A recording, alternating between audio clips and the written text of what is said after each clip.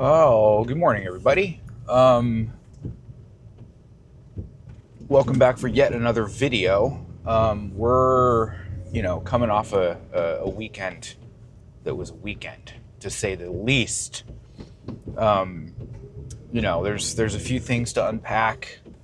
Let's get into it. But first, before we do that, once again, if you like the channel, subscribe.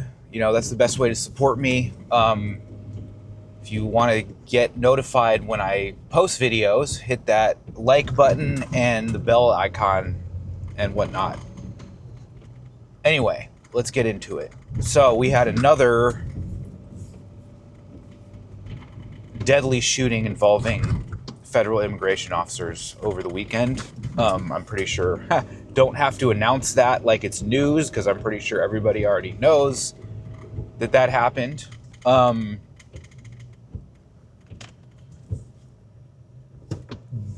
anyway, I wanted to give my sort of thoughts on that. This one is a lot tougher for somebody like me who's a Second Amendment advocate, but, someone who advocates for the Constitution in general. This is a really difficult one because the gentleman who they killed was armed. And, I've seen video. I think there's been a lot of videos circulating around the internet in regards to this. And it's to me, it's difficult to discern what really happened. Okay? The story that the internet is telling from witness accounts, from my understanding, is that he was coming to a woman's aid. I don't know. I haven't been able to find anything about the woman and what her position in this was and why the gentleman was coming to her aid. This is the part where I get a little bit confused about what's really happening and where things go a little bit awry, because I don't understand what she has anything to do with this. As of yet. But what I do know is that all the video that I saw, he was tackled to the ground and his gun was taken before he was shot. Again, narratives. Everything is about narratives. And I'm not going to go off on I agree, I disagree with a narrative, because a narrative isn't truth. I wasn't there. I don't really know what happened. The only people that were there were the ICE officers, the witnesses, and the person that died. And it's going to be a lot difficult for the rest of us to discern what really happened in a circumstance like that, because we weren't there. I think it's very important for everybody to remember that. I just want to go in, before we go in any further, I want to just put that out there, okay? But what we do know is that he was killed. Just like, now I'm going to say names, Renee Good. He didn't need to be. And this is what I said about the Renee Good situation. It didn't need to happen. This is the same thing. It didn't need to happen.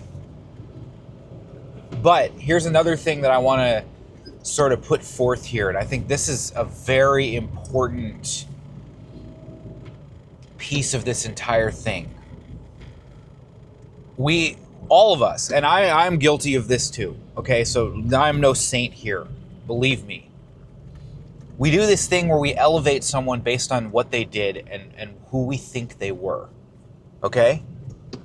Alex, I don't remember how to pronounce his last name, so forgive me, but we'll just call him Alex for now. He was a nurse. He was a VA nurse doing really good things. Don't get me wrong, that's great. But guess what? It doesn't matter to the opposition. You think... So, I watched another Instagram video where this person can refer to MAGA as MAGA. So from now on, it's MAGA, because that's the funniest thing I've ever heard in my life. So MAGA doesn't care who they are. To them, you felt with law enforcement, you deserved it. That's how they look at this. They don't care who it is. They're going to do the, oh, you had no outrage over Charlie Kirk. You had no outrage over Charlie Kirk. That's going to be the echo chambered thing that's repeated over and over and over again. And it makes no sense because it's two completely different things. Again, I want to point out, I don't support Charlie Kirk's death. I didn't like the guy, but he certainly didn't deserve to die. Okay, and I've seen a lot of rhetoric to the contrary on that one. Okay, we're not talking about Charlie Kirk, so I'm not going to get into that, but I've seen a lot of rhetoric to the contrary where I just do the face where I'm like, yeah, okay. Whatever you say, kind of thing. Anyway, so, but they don't care who the person is. So where I'm going with this is let's not waste our breath trying to point that out to anybody except amongst ourselves. We ourselves, as liberals, leftists, centrists, whatever we are against the current administration, we can amongst ourselves say, yeah, Alex was a great guy and he did this. But to MAGA, it doesn't matter. It just doesn't. They don't care. They're not going to change anything about what they're doing or how they think about it based on that information. They're just not. So let's not lie to ourselves and think we can change anything about what these people think, because we can't, But either way, this did not need to happen. Alex seemed like a pretty stand-up gentleman to me. He had a legal permit to carry a firearm opened, which, by the way, is legal in the state of Minnesota. And this is where I'm going to get into the Second Amendment part of this. I mean, this is just, it's insane. He had a legal permit that he, I'm sure, took all kinds of training, jumped through all kinds of hoops to get, and they disarm him and kill him, and then claim it's because he has a gun? Come on, guys, who's lying to who here? And this, I say this to MAGA more than I say to anything. Who's lying to who? Y'all are the ones who are all, and trust me, I'm all about the Second Amendment. Okay, believe me, I'm all about that. But I'm not all about the Second Amendment at the expense of lives. MAGA is just all in on the Second Amendment at the expense of lives. Thus Charlie Kirk's words, back to that name, right? They're all, and yet this is just not an outrage? Oh, he shouldn't have been there. He shouldn't have been aggressive with officers, blah, blah, blah. I don't see any aggression from that man coming from those videos that I saw. So I question where that sort of rhetoric is coming from in that sense. That starts to get a little bit,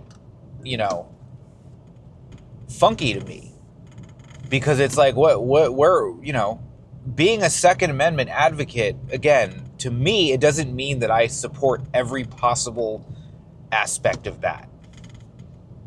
I won't get into what that means, but I think we can make enough assumptions of what I mean by that for now. But that does not what that means to me. But MAGA, that's what it means to them.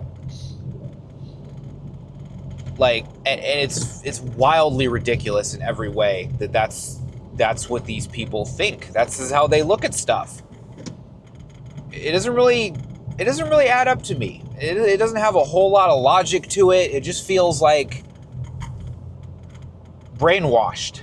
And that's what I think is the biggest thing here, is that those folks, not the brightest bunch, are being controlled by somebody or a narrative or whatever it is.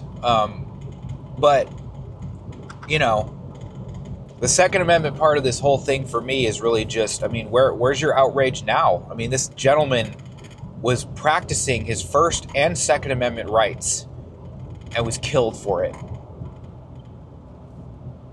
And you guys have nothing to say but, oh, he should have, complied, whatever, blah, blah, blah.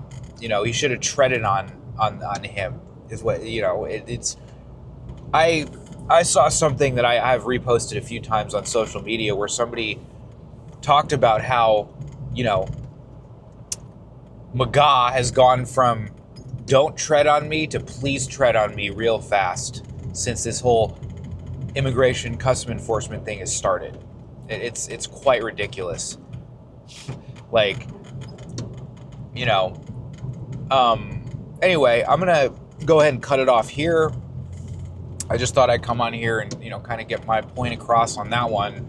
Anyway, thanks everybody for watching. Once again, subscribe, hit that like button, hit the bell notification if you want to see more of this content, and everybody enjoy the rest of their week.